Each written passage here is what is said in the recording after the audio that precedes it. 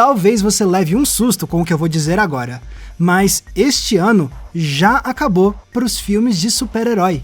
Pois é, mal passamos da metade de 2025 e já esgotou o estoque de filmes da Marvel e da DC pro ano todo. E o número de lançamentos é impressionante. Foram somente 4 filmes de super-herói. 4! Parece um número minúsculo após mais de uma década em que a cada mês parecia que você piscava e tinha um novo filme da Marvel ou da DC. Mas apesar do número reduzido de lançamentos, talvez esse tenha sido também um dos melhores anos de filmes de herói em bastante tempo. Especialmente porque quase todos eles compartilham ideias narrativas bem parecidas que ajudaram a destacar essas produções das que vieram antes. Mas o que é que essas produções têm em comum? O que essa ligação revela sobre o jeito de fazer filmes de super-herói atualmente? E o que isso tudo representa para o que os próximos anos prometem trazer nesse gênero? É isso que vamos explorar hoje, mas para isso, fica o aviso, eu vou ter que dar spoilers desses filmes aqui. Beleza? Continuar aqui? Então vamos lá ver como 2025 tratou os filmes de super-heróis. A safra de 2025 já começou cedo, em fevereiro, com a chegada de Capitão América, Admirável Mundo Novo, que trouxe pela primeira vez Sam Wilson protagonizando um filme com o novo manto do Capitão América. E, honestamente, não foi um começo empolgante pro ano. O filme parece estar no modo automático do MCU, com vilões novos que não marcam nem impressionam, uma trama de espionagem pouquíssimo inspirada e cenas de ação que, apesar de bem dirigidas, não conseguem salvar a experiência. É a definição máxima da expressão filme de boneco na sua forma mais pejorativa. Mas, felizmente, o esforço seguinte da Marvel já foi melhor. Thunderbolts, que estreou em maio. Se você viu a minha crítica completa do filme aqui no canal, você sabe que eu me surpreendi com a produção. Não acho que seja nada revolucionário, mas dentro do contexto do MCU, Thunderbolts se destacou sim por apostar numa narrativa mais focada no drama sobre saúde mental e redes de apoio, literalmente transformando a depressão em seu grande vilão. Foi um desvio do que costumamos ver na Marvel e mostrou que apostar nessa abordagem foi sim uma boa ideia. Depois estreou o grande lançamento da DC neste ano, Superman, de James Gunn, ao qual eu também dediquei um vídeo inteiro aqui no canal. E ele se destaca não só por ser o único filme da DC no ano, mas também por ser um novo começo para os filmes da DC, agora sob o comando do Gunn. Pois o roteirista e diretor se saiu bem, trazendo uma leitura do personagem que parece original, mas também condizente com a essência do herói, especialmente na sua caracterização baseada em esperança e vulnerabilidade emocional. E por último, em julho, chegou aos cinemas Quarteto Fantástico, Primeiros Passos. Esse era um dos mais aguardados do ano, justamente por representar uma nova chance para essa equipe que foi tão maltratada nos cinemas ao longo das décadas, com produções fraquíssimas. E agora podemos sim dizer que temos um bom filme de Quarteto Fantástico, especialmente porque ele não se prendeu tanto às fórmulas tradicionais de história de origem, e em vez disso focou em 2 elementos que sempre estiveram nos quadrinhos dessa equipe, mas ainda faltavam no cinema. Primeiro, um enfoque maior na ficção científica. E segundo, trazer como uma temática central para a trama a ideia da família. E ao amarrar esses elementos de forma coesa, o novo Quarteto Fantástico se provou como um bom fechamento para a safra 2025 de filmes de super-herói. Are we safe? Sendo assim, eu acho que tivemos um ano forte para os filmes de super-herói. Dos 4 lançamentos de 2025, só um foi ruim. Os outros foram de bom para cima. Mas não é só isso. Quando você termina de ver esses 4 filmes e dá uns passos para trás, você começa a perceber que teve certas tendências unindo os 3 melhores deles, e que elas ajudam a explicar por que a seleção deste ano se saiu bem. O primeiro fator em comum desses 3 filmes é o sentimento de amarras mais soltas com os seus universos. Uma grande parte do que fez tanta gente se cansar nos últimos anos com os filmes de super-herói foi a sensação de dever de casa. Para entender o lançamento, você tinha que ter visto dezenas de outros filmes e séries de TV. Aí sim você vai pegar todas as referências e sacar para que direção aquele universo está se encaminhando. Então se tornou mais rara a experiência de só chegar num filme de herói meio que de paraquedas e poder curtir a obra por si só. E sim, os filmes deste ano ainda têm conexões com seus universos, mas as amarras que fazem essas conexões foram bem mais relaxadas. Com Thunderbolts é um caso bem particular. Sim, é verdade que a equipe é formada por personagens que foram apresentados em filmes e séries anteriores da Marvel, então isso pode dificultar um pouco a conexão com eles para quem não tinha visto nada disso antes. Porém, esse filme se desprendeu um pouco mais da fórmula de roteiro mais tradicional do MCU, em especial pela abordagem mais dramática e pelo comprometimento em manter uma estética meio cinzenta que não parece ser assim por falta de inspiração, mas por se alinhar com as temáticas da obra. Agora, com Superman, essa tarefa foi mais fácil. Como esse é o começo de um novo universo da DC, o James Gunn pôde só partir do zero, sem se preocupar em conectar esse longa com nenhum outro que veio antes. E isso ajudou o filme a se tornar bem mais acessível, dava só pra chegar e se entregar pra experiência. E com o Quarteto Fantástico, as amarras com o universo da Marvel foram bem mais relaxadas do que aconteceu com Thunderbolts, principalmente porque ele se passa em uma versão alternativa da Terra. Essa é uma realidade paralela à continuidade principal do MCU. E pronto, com isso deu pra criar uma história muito mais independente, sem ter que ficar amarrando com as dezenas de outros filmes e seriados do estúdio. Tem também a abordagem estética mais sessentista da direção de arte e do tratamento de cor, que ajudou a trazer um visual particular pro longa em comparação com os outros títulos da Marvel. Claro, a gente sabe que logo mais esses personagens vão se encontrar com os outros do MCU. Mas pelo menos com essa introdução da equipe, foi fácil esquecer do restante do universo da Marvel por algumas horas. Agora, teve outro grande fator que uniu esses três longas com muito mais força: o drama mais emotivo. Durante anos, os filmes de super-heróis foram muito mais focados em tramas de poder, aventuras e batalhas épicas, designs descolados, histórias de origem. E isso criou sim bons filmes. Mas depois de mais de 10 anos seguindo essa abordagem, como trazer algo que pareça menos repetitivo?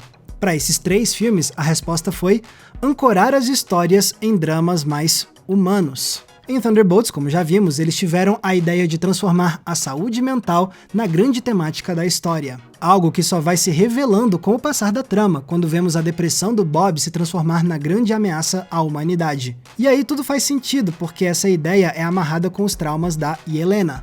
Por isso, no final, a resolução vem com a ideia de que ninguém que batalha com traumas e depressão precisa ficar sozinho nessa luta.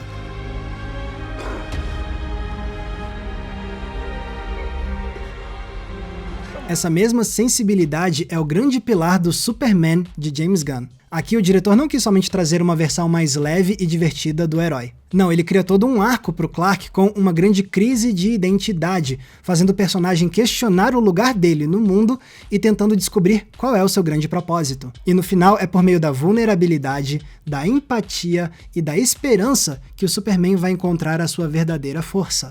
Ou seja, James Gunn quer mostrar que essa não é só a história do cara mais forte do mundo, mas sim a jornada de uma pessoa tentando descobrir a sua missão ao se abrir para todos ao seu redor. But that is being human. And that's my greatest strength. E com o Quarteto Fantástico vemos essa mesmíssima abordagem, com a grande âncora do longa sendo a temática da família. Aqui o conflito principal não é só vamos derrotar o alienígena gigante, porque o Galactus está exigindo que Reed e Sue sacrifiquem o filho deles para salvar a Terra. E assim cria-se um dilema. Até onde você está disposto a ir para salvar aqueles que você ama? Com quem o quarteto tem mais responsabilidade? Com o mundo que eles juraram proteger ou com a própria família? A resposta, como descobrimos mais tarde, é com os dois ao mesmo tempo, porque é como se o mundo inteiro fizesse parte da família deles. E assim, as dinâmicas familiares vão conduzindo o drama do filme do micro ao macro, culminando numa batalha final que parece ter consequências mais sérias do que nunca. Com essas escolhas de roteiro, os três filmes acabam se tornando mais memoráveis do que o filme de super-herói médio, porque eles não estão obcecados em conectar universos e em criar fantasias puramente baseadas na demonstração de força e de poder. Ao invés disso, os três longas usam como pilar as emoções mais profundas dos seus heróis, para que esses seres quase divinos se aproximem mais dos dramas que nós mesmos vivemos na vida real. E graças a essa abordagem eu tenho certeza que esses três filmes tocaram mais gente de forma profunda do que fizeram a maioria das produções da Marvel e da DC nos anos anteriores. Quando eu e os outros espectadores olharmos para essas obras daqui em diante, a gente vai se lembrar muito mais dessas jornadas sentimentais do que dos uniformes ou das batalhas épicas. Inclusive, agora começa a ficar ainda mais claro por que o Capitão América novo fica tão abaixo dos outros três filmes deste ano. Tudo que esses três fizeram para se diferenciar, o Capitão América não fez. Ele parece ser a Marvel à moda antiga, da pior forma possível, preso em amarras fortes ao restante do MCU e com uma falta de interesse enorme em explorar ideias e temáticas mais profundas nos dramas dos seus personagens. Só nos instantes finais é que vemos resquícios de ideias como perdão, mudanças de hábito e a pressão de se colocar numa posição de liderança. Mas essas são somente faíscas de sentimentos que surgem e somem rapidamente, ao invés de serem os pilares que sustentam a obra.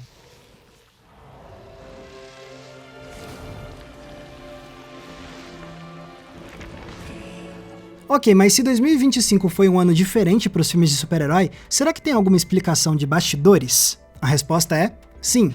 Em julho passado, o chefão da Marvel, Kevin Feige, deu declarações admitindo que eles pesaram demais a mão na quantidade de produções depois da Saga do Infinito. Não só com os filmes, mas adicionando também as séries de TV. Como ele afirmou, pela primeira vez, quantidade se sobrepôs à qualidade.